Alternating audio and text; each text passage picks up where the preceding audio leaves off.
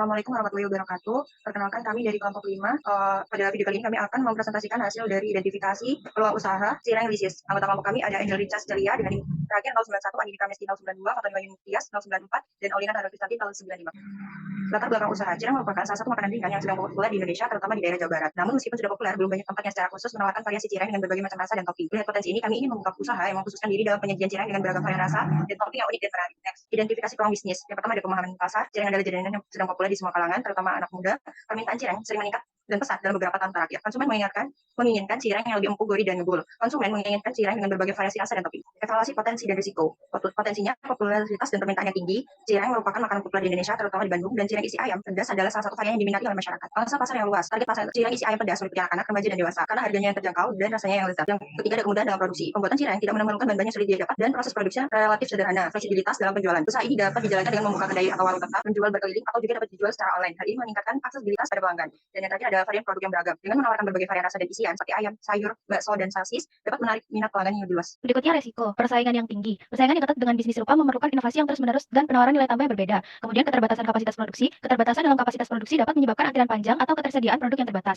Selanjutnya tergantung pada keberlanjutan tren. Bisnis ini harus siap menghadapi kemungkinan penurunan minat pelanggan jika tren makanan berubah. Selanjutnya pelanggan yang sensitif terhadap harga. Pelanggan yang sensitif terhadap harga dapat membuat sulitnya menaikkan harga tanpa mengorbankan kualitas atau nilai tambah. Selanjutnya harga bahan baku yang fluktuatif. Fluktuasi harga bahan baku dapat mengurangi margin keuntungan bisnis. Next, kemudian pengembangan rencana bisnis, strategi pemasaran, target pasar yaitu pelajar, mahasiswa, pekerja, dan keluarga. Next, selanjutnya promosi dapat dilakukan melalui media sosial seperti Instagram, Facebook, TikTok, kemudian marketplace seperti GoFood, GrabFood, ShopeeFood, kemudian kemitraan dengan kafe dan warung makan, dan promosi dan diskon menarik. Selanjutnya, branding. Yang pertama menciptakan nama dan logo yang unik dan menarik, kemasan yang menarik dan informatif, dan menjaga kualitas rasa dan kebersihan produk. Selanjutnya, model pendapatan. Yang pertama penjualan cireng isi per porsi. Yang kedua, paket cireng isi untuk acara dan catering. Yang ketiga, penjualan produk frozen cireng isi. Yang keempat, kerjasama dengan reseller dan dropshipper. Selanjutnya, proyeksi keuangan. Yang pertama, analisis biaya, yaitu ada bahan baku, peralatan masak, kemasan, biaya operasional seperti listrik, air, dan gas. Selanjutnya, ada biaya promosi. Selanjutnya, ada analisis harga jual, yaitu menetapkan harga jual yang kompetitif dan menguntungkan. Yang kedua, ada proyeksi penjualan, yaitu memperkirakan volume penjualan berdasarkan target pasar dan strategi pemasaran. Yang terakhir ada proyeksi keuntungan, yaitu menghitung keuntungan bersih setelah dikurangi semua biaya. Selanjutnya ada pengembangan rencana bisnis, rencana pengembangan jangka panjang. Yang pertama ada perluasan jangkauan pasar ke kota-kota lain. Yang kedua, penambahan varian rasa dan jenis cireng isi. Yang ketiga, membangun brand awareness dan loyalitas pelanggan. Yang keempat, mengembangkan bisnis ke model franchise. Selanjutnya, kesimpulan.